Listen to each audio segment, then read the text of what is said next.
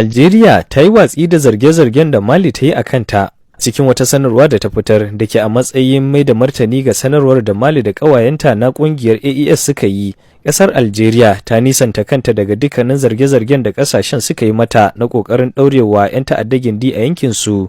Ƙasar Aljeriya ta ce ta ji takaici yadda makwabciyarta Mali ta rufe ido da neman goga mata kashin kaji ta hanyar wasu zarge-zarge da ba su da tushe balle makama.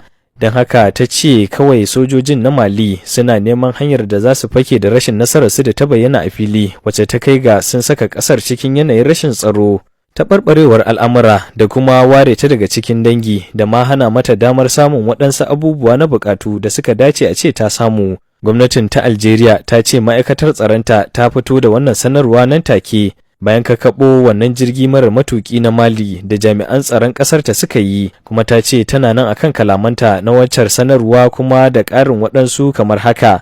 Da farko dai ta ce dukkanin waɗansu bayanai da ke tattare akan harbo jirgin suna nan a bankin adana bayanan ma'aikatar tsaronta, ciki kuwa har da hotuna da ke nuna ƙarara an taka dokar shiga sararin samaniyar ta.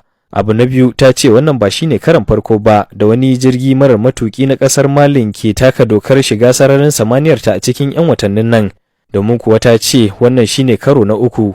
Biyun na farko sun wakana ne ɗaya bayan ɗaya a ranakun 27 ga watan Agustan 2024 da 29 ga watan Disambar 2024, kuma dukkanin bayanan da ke nuna taka dokar suna nan a bankin adana bayanan ma'aikatan tsaron ƙasar.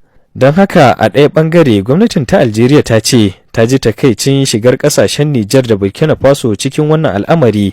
Haka zalika ta ce ta ji takaicin kalaman da suka furta a kanta, kalaman da ta ce tana allawadai da su da kuma yin watsi da su.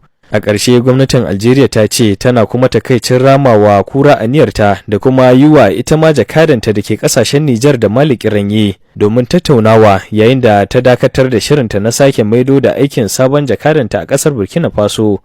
DCL Hausa, Faruk Kafin Hausa. DCL Hausa.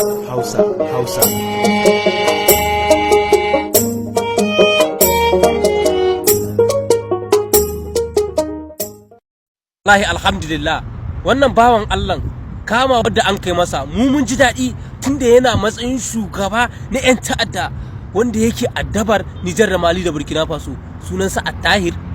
An same a cikin wayarsa an ka samu kira inda ake yi daga Cote d'Ivoire, Najeriya ne da kuma ƙasar Benin da kuma sauran ƙasashe waɗanda suke iyaka gare mu. Don haka muke kira da shugabanni wannan ɗan ta'addan ba wai a bar shi bane ba, tunda ya shigo hannu duk yanda za a yi a hukunta shi, ba ma son ya ci gaba da rayuwa. Duk yanda za a yi da shi koyi. Don haka muke kira da shugaban ƙasa General Abdulrahman Tani da kuma sauran mambobi nashi, kar ku ba da umarnin wai a kai shi bursin yayi 'yan shekarun da za shi a fito da shi. Mustahil, mu ba mu yarda da wannan kawai a kashe shi kawai, tunda ya kashe al'umma ya kamata shi ma ya ɗanɗana kisan da yake yi. Don haka mun gansa da hannu dumu-dumu dangance da kira da yake yi a cikin sauran ƙasashe waɗanda suke mambobi ne iyaka da ƙasar Nijar da Mali da Burkina Faso. Su ma muna zargin su kuma da hannunsu dumu-dumu. Don haka muke kiran ku matasa ku tashi ku kama wa sojojin AES da addu'a haɗin gwiwa.